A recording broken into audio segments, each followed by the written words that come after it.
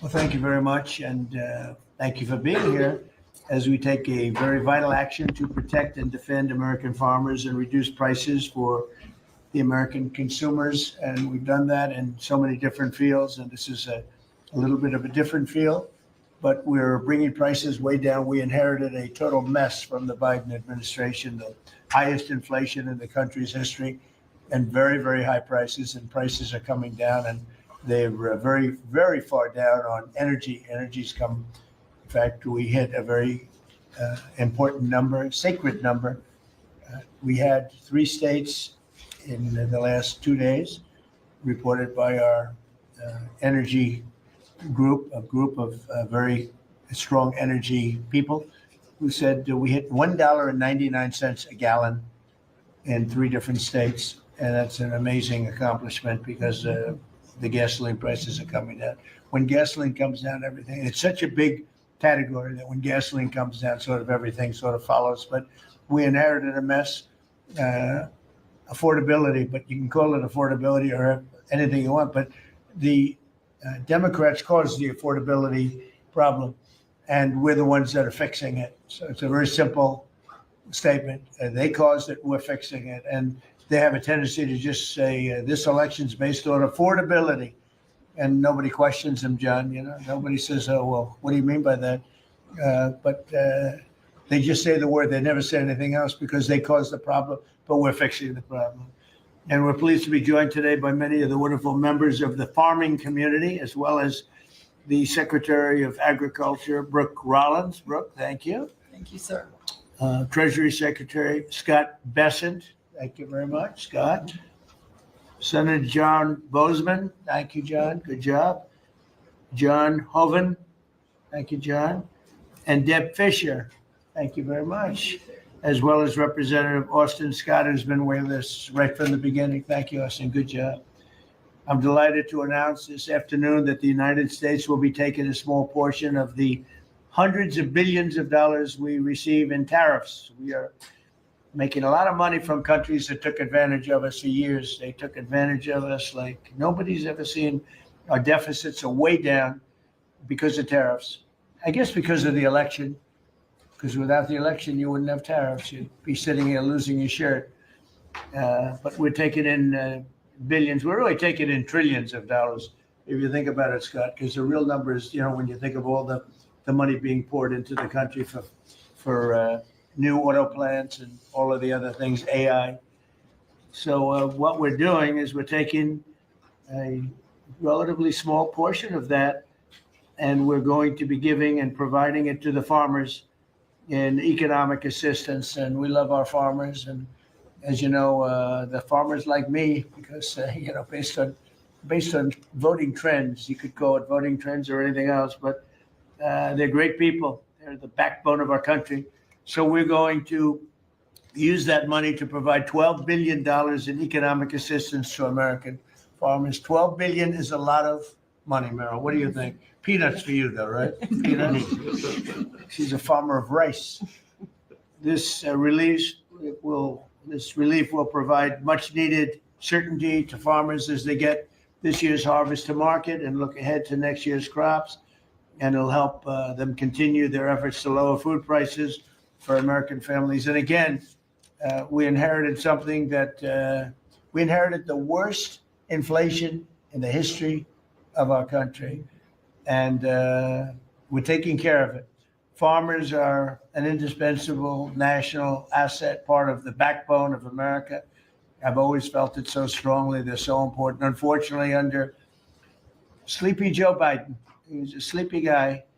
Our farmers were crushed by the worst inflation in modern history and crippling restrictions on energy, water, and countless other necessities for farmers. And what they did to the farmer in terms of putting the brakes on was just absolutely unacceptable. In my first term, we had an agricultural trade surplus by a lot. We had a big surplus, meaning we were exporting American agricultural products all over the world, making a net profit, and in many cases, a very substantial profit. He came in and ruined it. Biden turned that surplus into a gaping agricultural deficit that continues to this day, but we're knocking it down. It's starting to go very good. In fact, China, as you know, is buying a tremendous amount of soybeans. And the number, I spoke with President Xi recently, very recently, and I think he's going to do even more than he promised to do. So I think the relationship is a very good one. I think he's going to do more than he promised to do. And what he promised to do is a lot. So we're very happy with that. In the last year, Biden bankruptcies rose by 55%, having to do with farms. So farm bankruptcies under Joe Biden went up 55%. That's not good. But now we're once again in a position where a president is able to put farmers first. But unfortunately, I'm the only president that does that. When day one, I terminated the Green New Scam.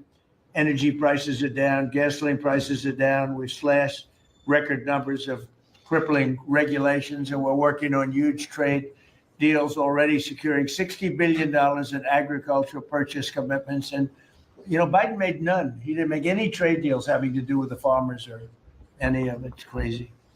China committed. He was the worst president in the history of our country, by the way, in case anybody has any questions. China committed to over $40 billion of soybean purchases, and that's a commitment. And I asked President Xi if he could even up it.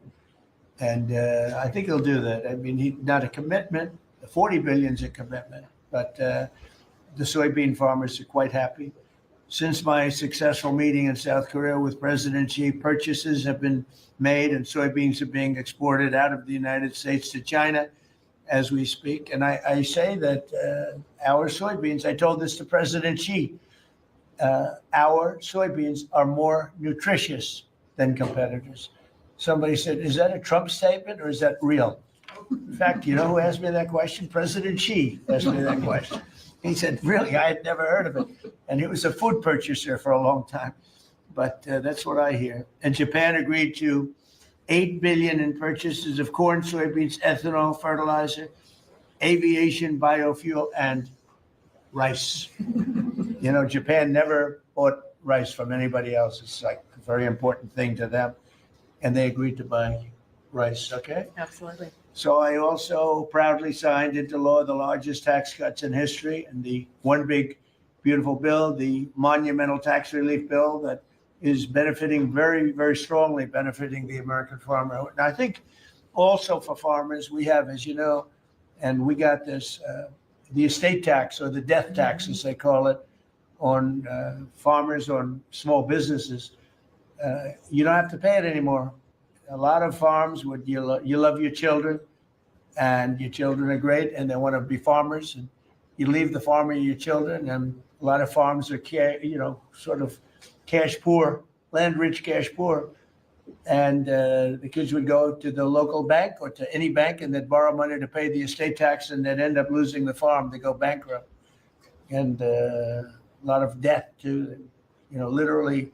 Because they love their farm and they love their business and they love that way of life, they end up committing suicide. A lot of suicides. We have no more estate tax. How about that? Do you have children? I do. Well, let them know. Now, if you love your children, then it's good. If you don't love your children, you don't have to leave them anything. It doesn't matter what I just said. They're But still young. I still I love have them. a feeling you love your I children. still love them. I have a feeling you love your children. But the estate tax is a very big thing. So you don't have estate tax.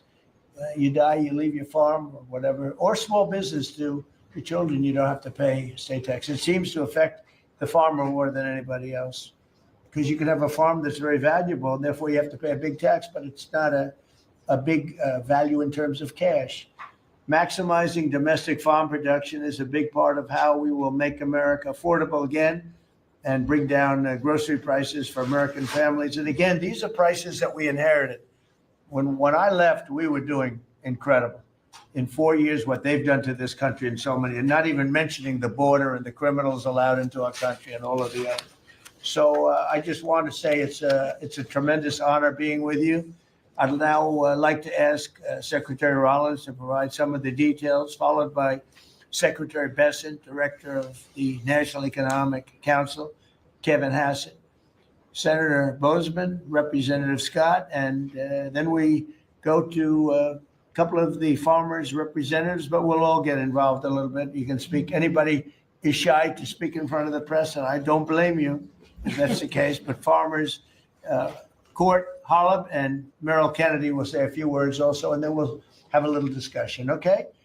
Madam Secretary. Thank you to the greatest boss in the world for a long time now. It's just an honor to be here. I'm going to keep my comments very short because I really want to make sure that you and the world gets to hear from our farmers. So a couple of quick points. Number one, this country and our farm economy is facing a crisis that we inherited that most of these farmers have not seen in their lifetime.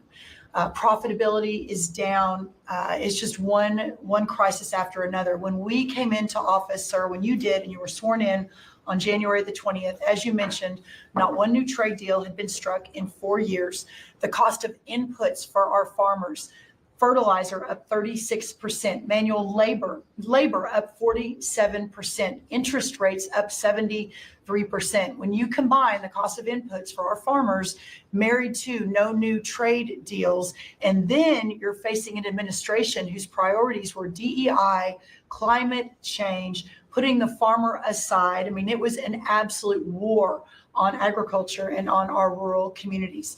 That all changed on January 20th. So as, sir, we are working, and you have been just so resolute. I mean, these are our people. Rural America is the fabric of our country. This is the way of life that preserves the American dream for the next 250 years as we celebrate the first 250 years. So we began to go to work immediately. What these elected officials sitting across from us did with the One Big Beautiful Bill, with a lot of help and direction from you, was the largest investment in rural America in any of our lifetimes. We will begin to see that effectuated next year in 2026.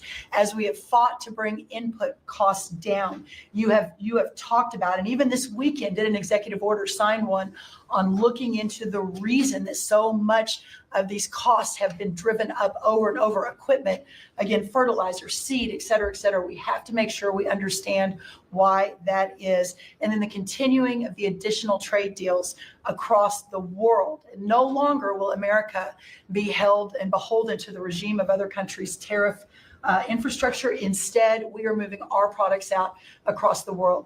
Having said that, and we have been listening to the farmers for the last 10 months, 11 months, sir, that the bridge that is needed to get from the last administration and what basically happened under the last president and the last U.S. Department of Agriculture to this new golden age for farmers, where instead of farming for government checks, they can farm to feed their family and sell their products and pass it on to the next generation, that this bridge is absolutely necessary based on where we are right now. So as the president said, we are very pleased to announce that today we are going to be effectuating an $11 billion bridge payment to our farmers. The money will move by February 28th of 2026, but by the end of this month, so just in the next couple of weeks, every farmer that is able to apply for it will know exactly what that number looks like. So as you are going to your lender, as you are working to ensure and understanding what you can plant for next year, you will have that number in hand. And we will continue to talk to our farmers, continue to understand exactly what this looks like and what is necessary. The final thing I'll say is 12 billion. Well, we're holding $1 billion back. So today we are announcing $11 billion. We are holding $1 billion back just to ensure that we are covering. So today's announcement covers all of our row crops, but some specialty crops and others that we are still working with to best understand where they are in the farm economy and ensure that we're making every forward-moving position that we need to. And then finally, as we move to this new golden age for agriculture and for rural America, as we continue to fight for these farmers and ranchers, their way of life, and those that are represented here represent hundreds of thousands of farmers across this country. Just know that this president, I have never been around anyone who every time we talk, he asks, how are my farmers? Every single time.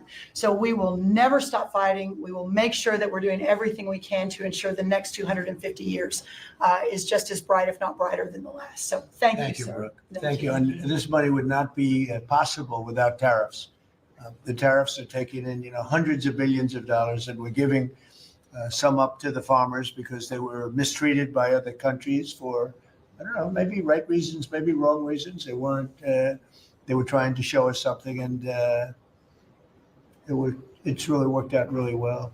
But because of the tariffs, this is possible. The other thing I'd like to add before going to Scott, and I think it's very important, we're going to also give the tractor companies, John Deere and all of the companies that make the equipment, we're going to take off a lot of the environmental restrictions that they have on machinery. It's ridiculous. I know because I buy a lot of that machinery for different things. We have a lot of big clubs with, hundreds, thousands of acres.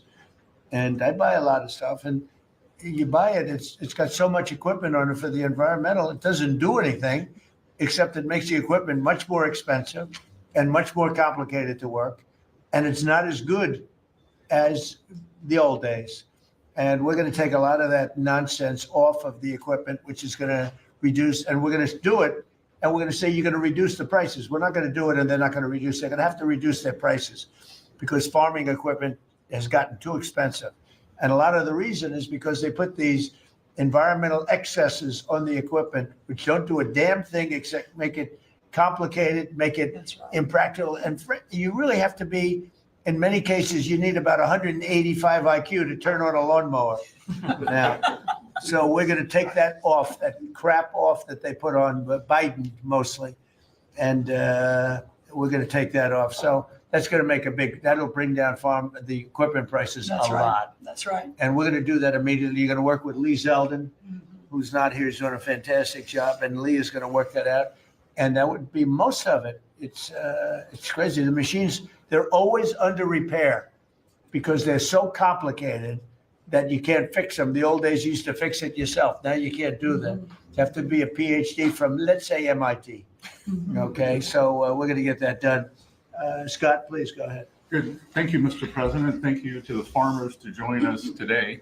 And I will tell all of you here that when either in person or when we are on a call with President Xi, the first thing the president asking for is more soybean purchases. That's right.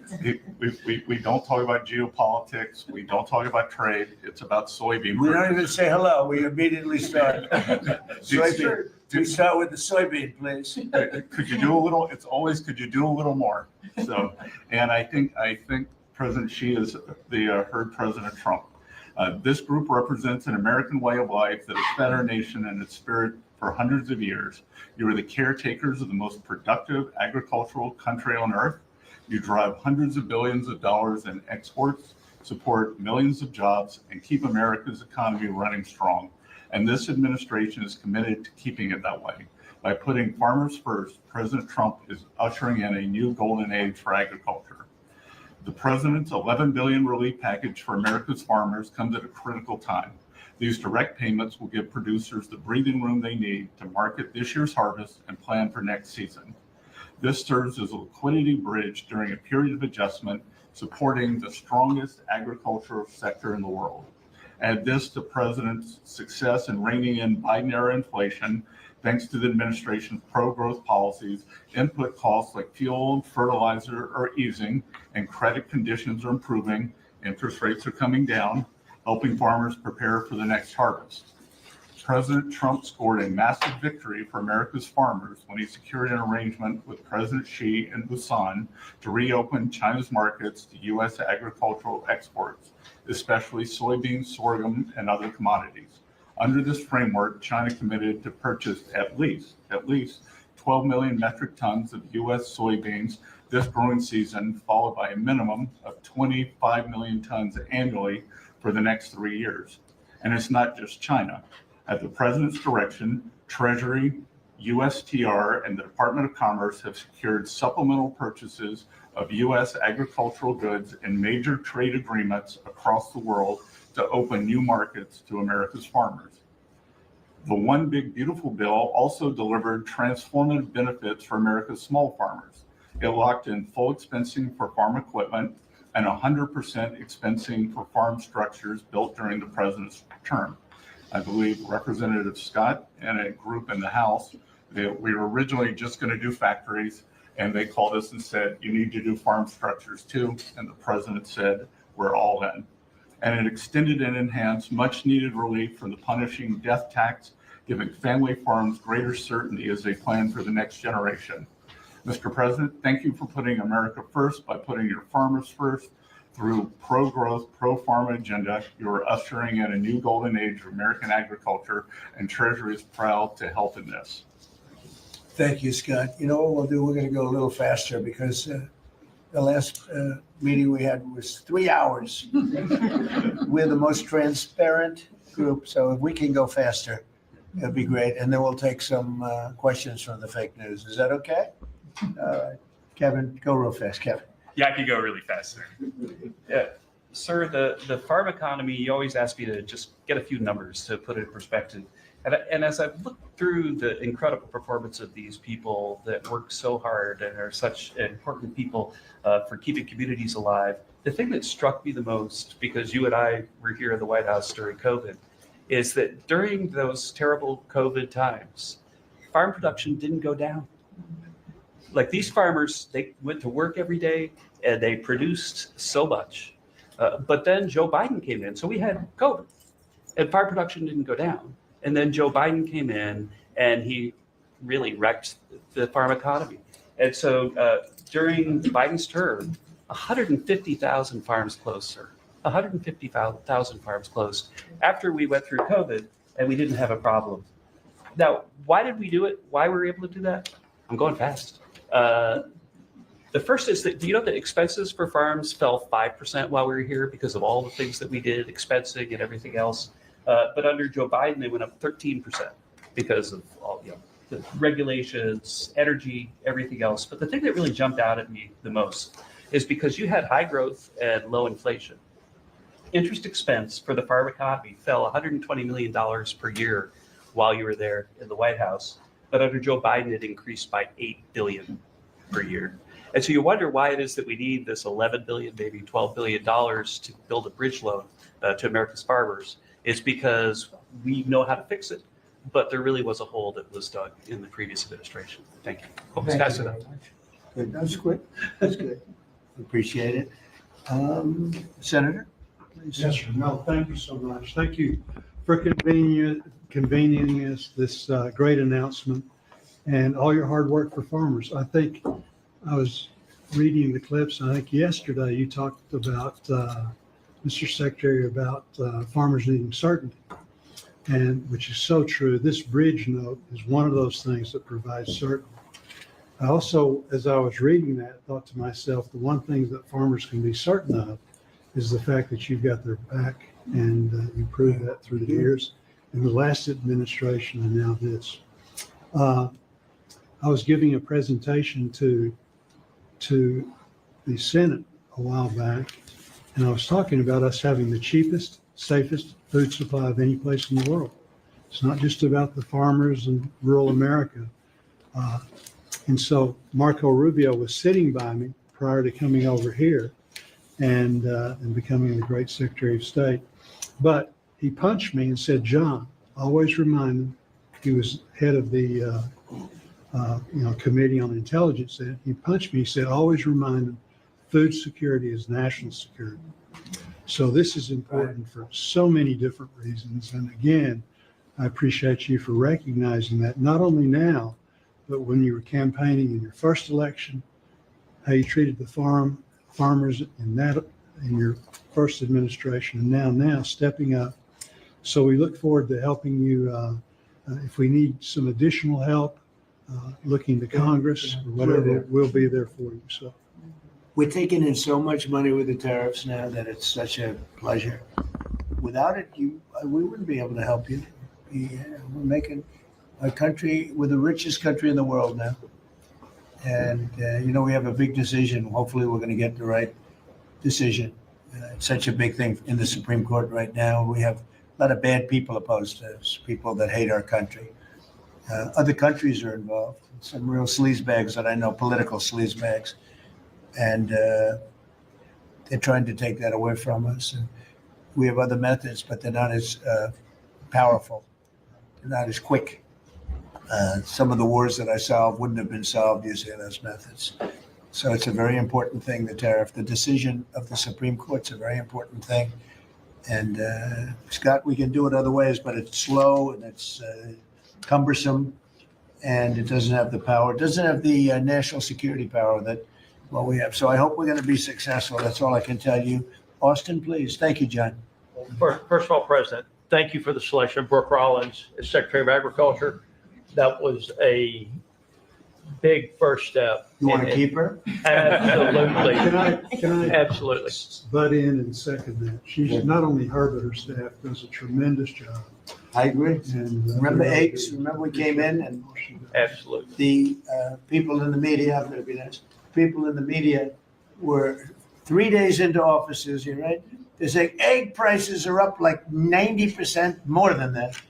And I said, I just got here. I didn't know about it. Anyway, she got those prices down to below what they were before. She's doing a great job. Now beef is starting to come down and some other things are starting to come down. Again, we inherited these problems, but we're getting them down. Go ahead, please. She's a fact-based decision maker. And the egg issue is where I learned about her. She said, we're not going to use a vaccine that doesn't work. We're going to develop a vaccine that does. And that is 100% what it takes. And so we have to make decisions based on facts. And President Trump, the trade issues, I want to thank you for exposing what other countries are doing to us. Yep. I want to mention one specifically for the benefit of Kevin and Scott. I hope they're paying attention to it, but the European Union deforestation regulation, where they are imposing on our landowners rules that were established for Brazil. And now they're telling the American farmer what they can and can't do on their own land through this European Union deforestation regulation. What does it tell? Explain that. They are telling the American farmer that if their timber is cut and they are going to use that land for pasture land or for production agriculture, that they will not take the timber or the byproducts from the sale of that timber. And I have talked with James a little earlier about we need to make it clear to Europe, Mr. President. If you could give me a 2-paragraph statement on that, I will give that to them and they will do what they have to do. Yes, sir. We're always helping them and they do this kind of stuff. And, they pass little regulations that cost billions of dollars. It takes them 2 minutes to do it. They do it. Very tough, no good. You give me a couple of paragraphs, that's all. We don't have to do a lengthy study and I'll get that changed fast, okay? Thank you very much, President. We love you. It's incredible. It's incredible. I mean, every day it's something else. A country that can't feed itself doesn't know what freedom is. And so thank you for making sure that our farmers have the tools that they need so that we as a country can feed ourselves. Well, just what you said to me about, the European Union, I think that's the European Union. Right? We have to be able to act quickly with tariffs. We can't just, go to a committee, go to a study that takes 7 months and talk. We got to be able to act quickly. So thank you very much. Thank you. John? So, thank you. I think that's the message from Farm Country is thank you very much. In the Working Family Tax Relief Act, or as my young staffers call it, OB3, there is a tremendous amount for farmers and ranchers.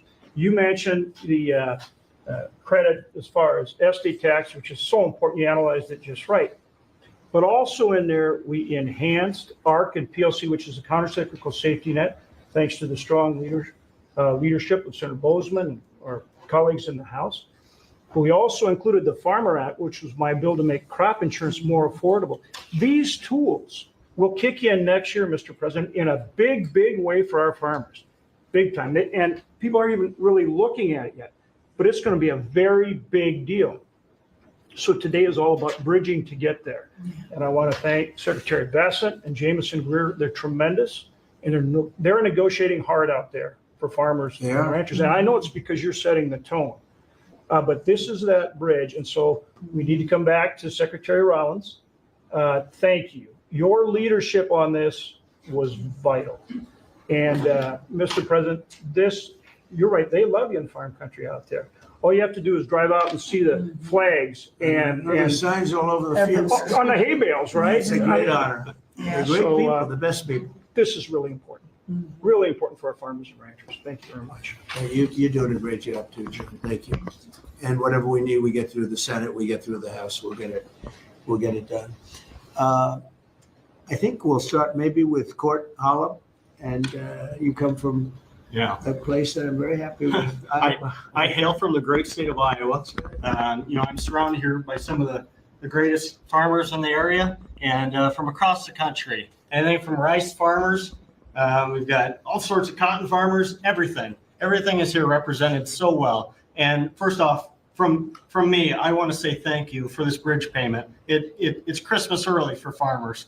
And just to kind of have an icebreaker here for the story, I've got a 2-year-old little boy at home, 2-year-old little boy and a 4-month-old little girl. And the other day I was reading my little boy a story at night, putting him to bed, and he said, "Daddy, I don't want Santa Claus to come to our house for Christmas. I want President Trump." and I think, Mr. Trump, I think you brought Christmas to farmers. With this bridge payment, we'll be able to farm another year, help us get by. It's such an honor to be here with you. I lost my grandfather in our hired hand in 2002 in a farming accident. Mm.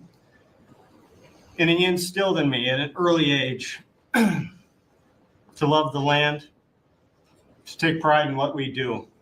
Was that a machine accident? It was a machine accident. And it gets in your blood to farm. It's in our blood. Despite what happened, I want my 2-year-old to farm. I want my 4-month-old daughter to have an opportunity. And what you're doing here in DC is working. You have a backbone to stand up to other countries for trade. You're getting things done. Tax provisions. I'll be able to potentially pass on a farm to my children because of you. Ethanol. You're working for ethanol, trying to get E15 year round. We're dealing with California, Prop 12. Let's continue to work on that.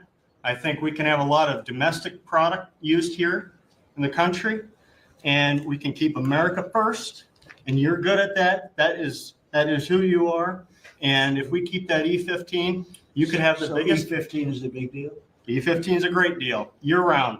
Okay. You could have the biggest stamp. I did that. Trump did that, and we would thank you. Farmers would love you more than anything if we could continue that.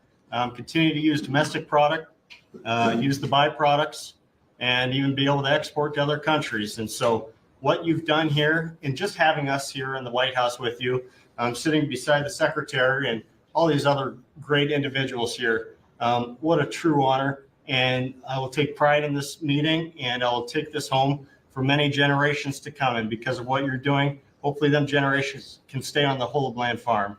Well, we're going to bring you into the Oval Office when we're Yeah. finished, okay? The Yeah. farmers, That'd be nobody amazing. else, just the farmers. And we'll take some pictures. Our representatives also. Okay? We have to look at them because they're doing a great job, John and Austin. We appreciate it. You're doing a great job. Meryl, go ahead, please. Tell us about rice. Rice. Well, thank you, first of all, for inviting me here. And my friend, the secretary, you have an incredible lady right here. She really is. Along with being a mother of 3 and a wife, I run my family's agribusiness, Kennedy Rice Mill, in a little town called Merage, Louisiana, about 1,000 people in the northern part of the state. We employ around 150 people, taking rice from the field to a finished product, supplying some of the largest food companies that many of you would know here domestically, but also abroad. And my sisters and I, because there is 4 of us, right? I'm the youngest of 4 daughters, started our own rice brand a few years ago to just tell the story of American agriculture that hadn't really been told before. But I wish I was here under better terms. I'll tell you, I think the rice industry thanks you sincerely for what you have done for the California rice market and to Japan.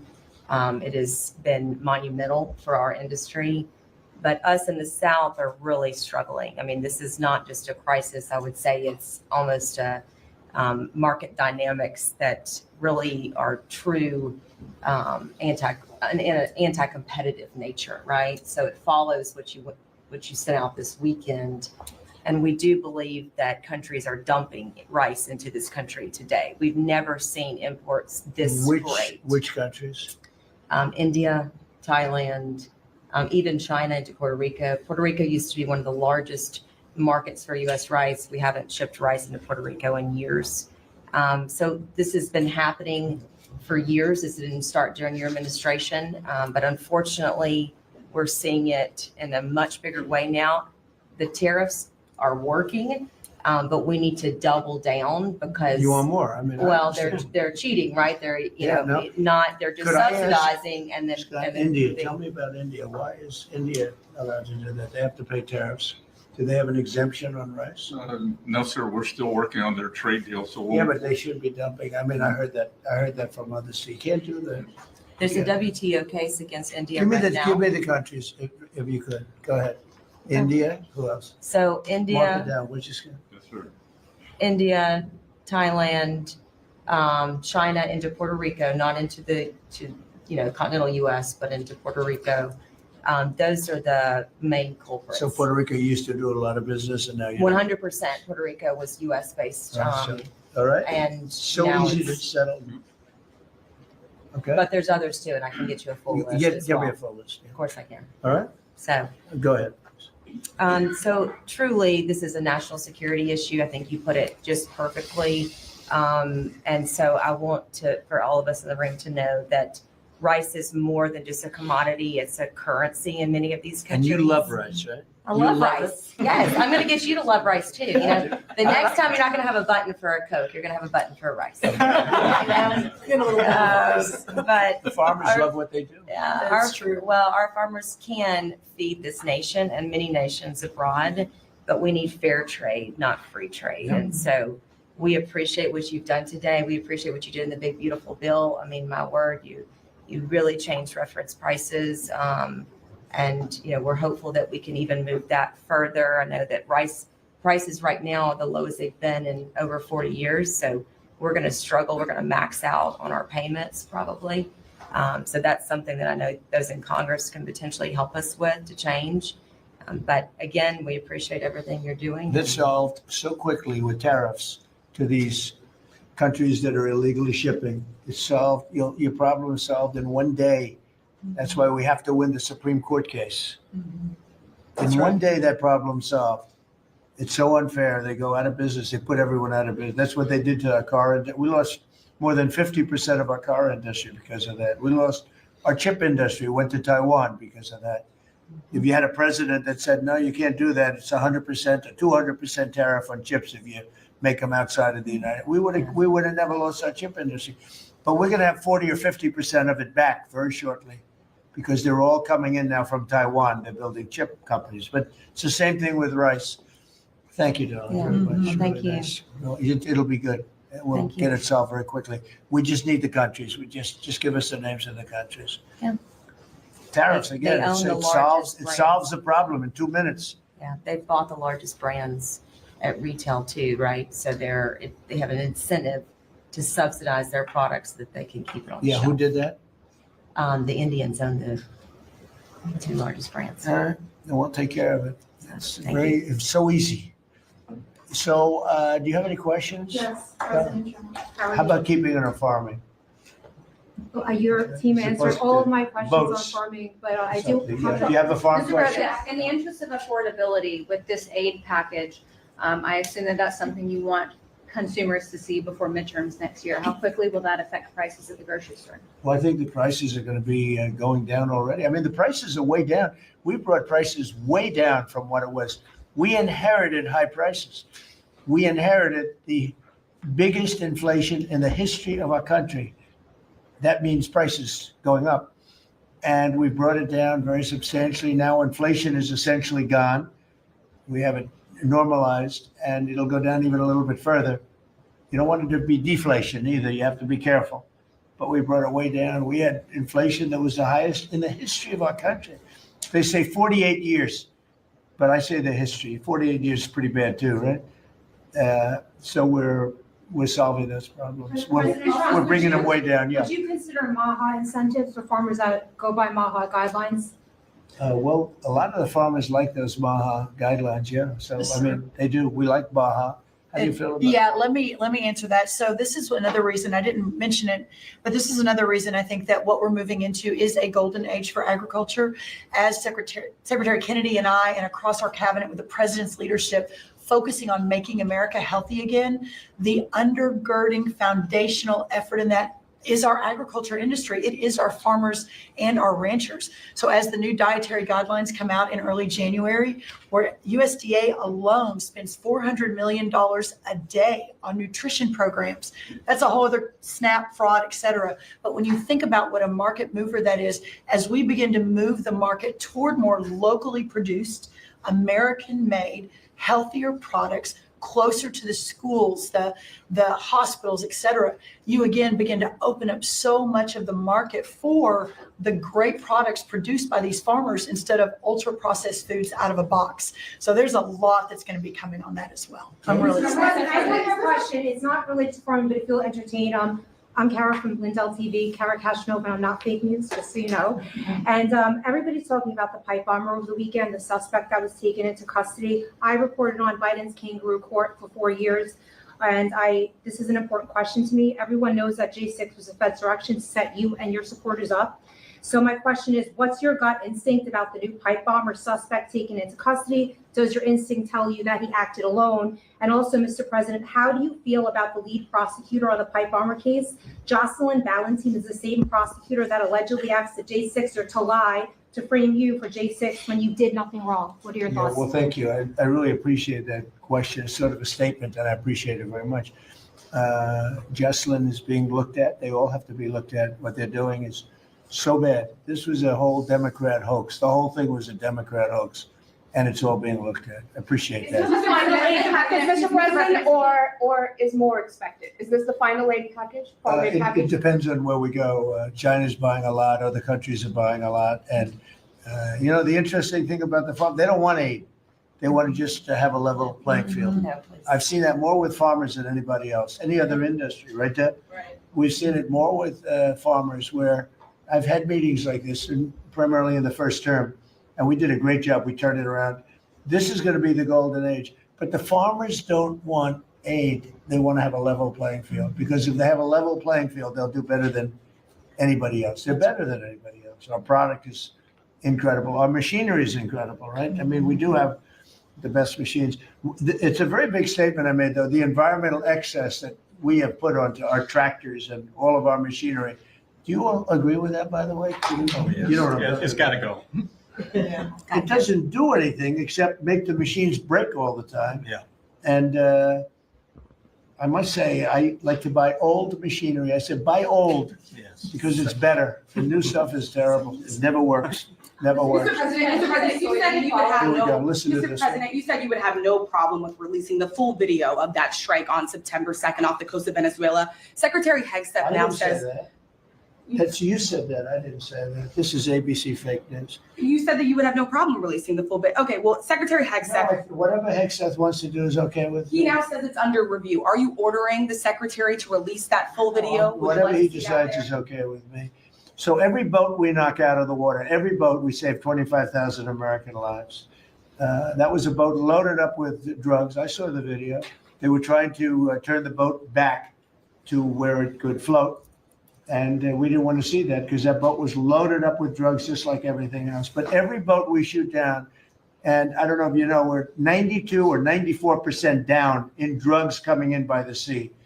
And we're trying to find who are the 6%. Because I don't know, people aren't liking to drive boats right now loaded up with drugs.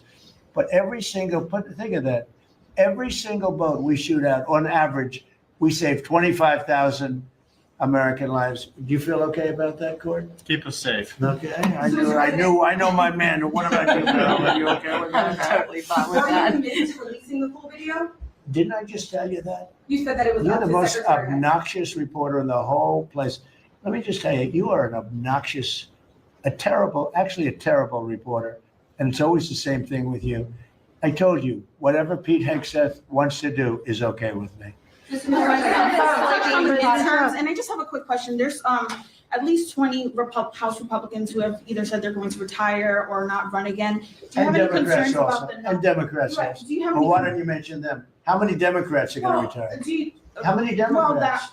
well, that's what I was going to No, ask. no, you. but Do you why have don't you any tell me the number of concerns? Democrats too? You Well, tell are me you about, concerned about the narrow margins? And no, I'm not Congresswoman concerned. I think we're gonna do Elise well. Stefanik is among them, and We will have the National greatest candidate economy. Bruce Blakeman, who you know as well, is considering running for We're gonna have governor. the greatest economy in history. How many Democrats are retiring? How come you only know the Republicans but not the Because Democrats? I came prepared to ask you a question No, about. no, you're your head. unprepared because you should know the Democrats. You're totally unprepared. Go ahead. Well, can I ask a quick Who follow-up you with? about, Who you with? I'm with New York Newsday, and I also have a quick follow-up. Congresswoman Elise Stefanik is among those who is running for She's New York great. governor. She's great. Bruce Blakeman, who you also know. He's is now also tech- great. Are you planning on making any Well, I'll endorsements think or about have it, any but choices? he's great and she's great. They're both great people. We have a lot of great people in the Republican Party. Go ahead. Can I get back to farming? Yeah. So you, Thank you. so you talked about the profitability issue, the machinery playing a role in that. I know Right. fertilizer plays another role in that. A Right. lot of that, the way I understand it, it comes in from Canada, different countries like that. What are we doing to bolster domestic fertilizer production to help make that more affordable? And then I think that will Well, transition one down of the the things, pipeline. a lot of it does come in from Canada. And so we'll end up putting very severe tariffs on that if we have to, because that's the way you want to bolster here. And we can do it here. We can all do that here. But I would say what you do, you put very severe tariffs on from coming into other countries. You'll be making your own fertilizer. Right? In fact, Secretary Burgum, this cabinet is so remarkable. Instead of just seeing each other every month, we're literally talking every day, multiples of times a day. But our Secretary of the Interior, I and Secretary Besson and others, we have a whole plan in place, including the reshoring of fertilizer and the opportunity to do it in America. Having said that, we've also, per the president's guidance, issued a directive, these fertilizer companies, the seed companies, the equipment companies, all of the above, as our farmers have struggled year over year, the meat packing companies continue to make, a lot of money, hand over fist, a lot of foreign owned companies. So that's why the president has been very unequivocal in saying, we got to figure out why all these input costs are skyrocketing and all of our farmers are struggling, which we're going to do. So That is when a they great take, question. when and they very take important. like fertilizer out of the country, all of a sudden we don't do it anymore. Then they start charging and sending the, very high prices from other countries, whether it's Canada or somebody else. And we're not going to let that happen. Yeah. Okay. On the quality of foreign produce. You spoke about soybeans and how the quality here in the United States obviously is a lot better. That's what Is- I've heard. Yeah, is the default of this administration, because that's an issue I understand with root vegetables, citrus as well. Is the default of this administration that even if it's a little bit more expensive homegrown, you will choose homegrown over cheaper produce abroad? I like homegrown. Some things we can't grow because we don't have the heat. There are some things, little delicacies or maybe not such delicacies, but they grow better in warmer climates, very warm climates actually. But for the most part, I like homegrown. Mr. President, thank you.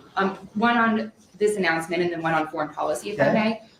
Are you open to tapping into tariff revenue again, should farmers find they need additional relief to get to that level? Yeah. If we're going to make the farmers so strong, and I'm not even talking about financially, because they just want to be able to produce what they can produce. And we're going to make them so strong that it will be indeed a golden age for farmers. And then on Russia and We had it going in the first administration, and then Biden came in and ruined everything. They had no idea what they would. They did. I mean, I think they hated the farmer.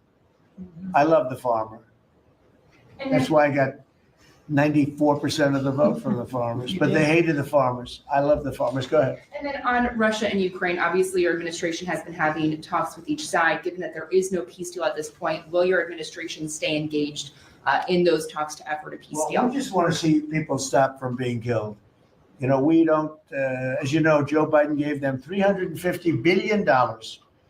And I gave them nothing. I did give them javelins at the beginning and knocked out a hell of a lot of attacks, but and Obama gave sheets. Remember, Obama gave sheets and I gave javelins. But no, we have a great situation going over there, except for one problem. You got a lot of people dying, and I want to see that stop. So you have mostly Ukrainian soldiers and Russian soldiers.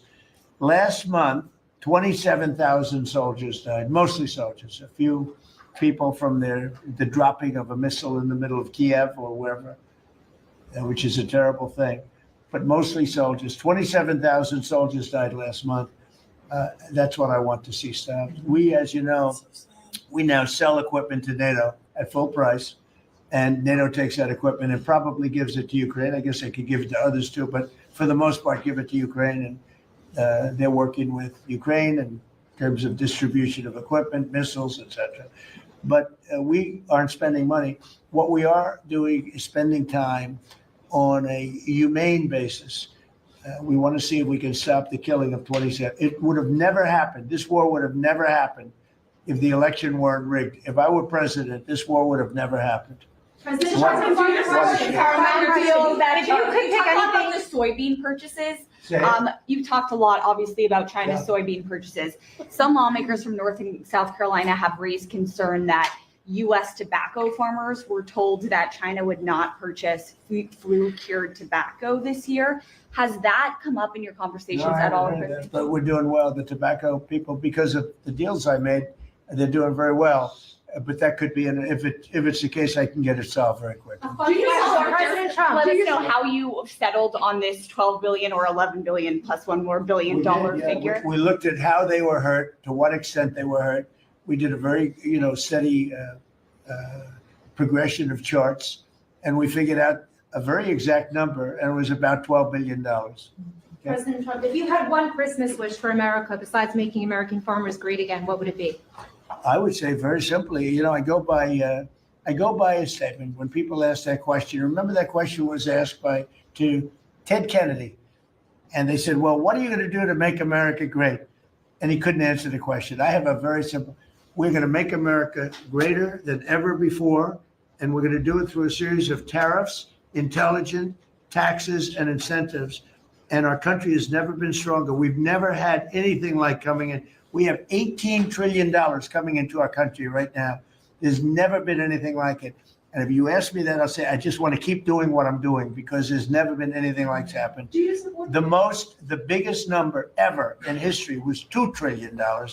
And we're at $18 trillion. This is money pouring into our country on building car plants, on building AI plants. We just want to keep doing exactly what we're doing because nothing like this has ever happened in the history of the world, not just our country. There's never been, Scott, would you say that's right? There's never been anything like the investments coming into America. So this is a record year. Record year. Do you support the Paramount deal, sir? On healthcare, Mr. President, 22 million Americans are expected to see their healthcare insurance premiums start to rise by the beginning of next year. You're talking about because Obamacare is so bad? Yes, well, sir, because the Obamacare subsidies are expiring. Are you going to do Because anything? Obamacare is so bad. What is the Republican plan? Are you going to let that happen on your watch? What I'm going to do is, if the Democrats go along with it, which they don't want to because they want to make the insurance companies very rich, okay? I want the money to be paid to the people to go out and buy their own health care instead of paying to the insurance companies, their stock has gone up 1,700% in a short period of time. Did you know that? 1,700. You wish your corn went up, right? But the insurance companies' stock has gone up by 1,700%, 1,800%. They're taking in trillions of dollars. I don't want to pay the insurance companies anything.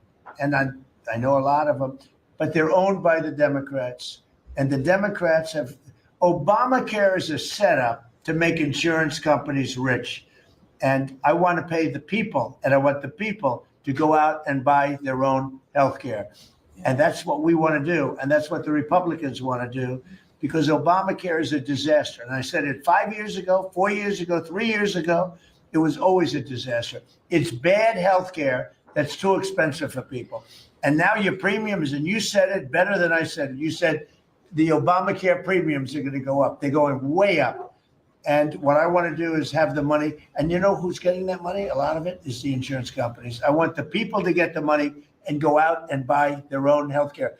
And everybody wants that, right? Okay. When Mr. President put that bill on the floor, sir. Do you have any reaction on the fine that was imposed to X by the European For what? Union? To X, to the platform X, the fine that the Wow, that European was Union pretty imposed. amazing. You're talking about Is that European Union or is it, who did that? European Union or The UK? European Commission. Whoa, that's a nasty one. Do I you don't consider know. it an attack? Elon has not called me to ask for help on that one. But no, that's a tough thing. I don't think it's right. No, I don't think it's right. I don't see, how they can do that. No. I'll speak about it later. I'm gonna get a full report on it. Look, Europe has to be very careful. They're doing a lot of things. We want to keep Europe. Europe is going in some bad directions. It's very bad for the people. We don't want Europe to change so much. You're going in some very bad directions. That was a big thing. You directed a review of the childhood vaccine schedule, possibly to match what is on par with peer nations in Europe. Would you support ending federal mandates and just making those recommendations for schools? You're gonna have to say it again. As far as the vaccine, Louder. As far as the vaccine schedule for children, would you support ending the federal mandates and making it optional for schools? Well, we're looking at a lot of things having to do with vaccines and with the different. I think we take like 88 different shots, all wrapped up in one big glass of stuff like that, and we're going to be reducing it very substantially. Do you support the Paramount? It'll be safe, bid, Ms. but we're President? going to be reducing it very Do you substantially. support the Paramount bid for Warner Brothers that I came don't up this know morning? enough about it. You spoke about Netflix last night, saying you have concerns about them. I know the companies very well. I know what they're doing, but I have to see what percentage of market they have.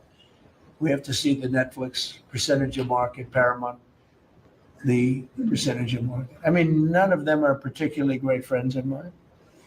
I want to do what's right. And so very important to do what's The right. Paramount deal was supported by Jared Kushner, Mr. President. Would that impact your decision? If Paramount is, I don't know. I've never spoken to him about it. He's really trying to work on Gaza. I think his primary thing is Gaza. You're making house visits on Christmas Eve as he suggested. Does the beast need to be fitted with sleigh rails? You want to answer that question?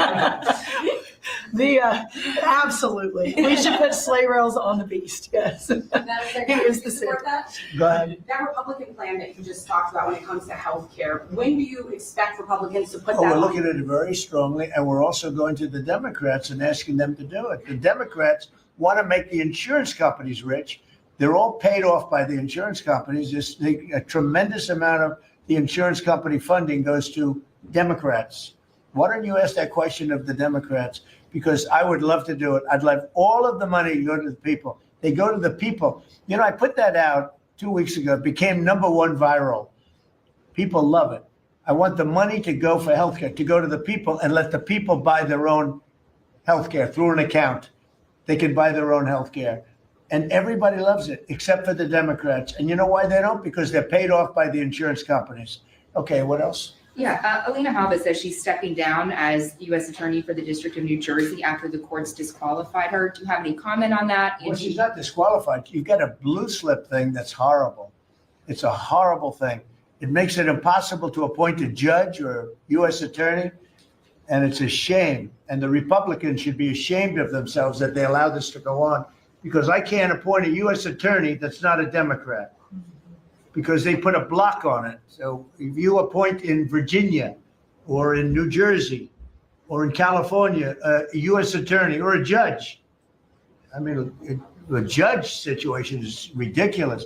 The only people that you can get by are Democrats, because they will put a hold on it.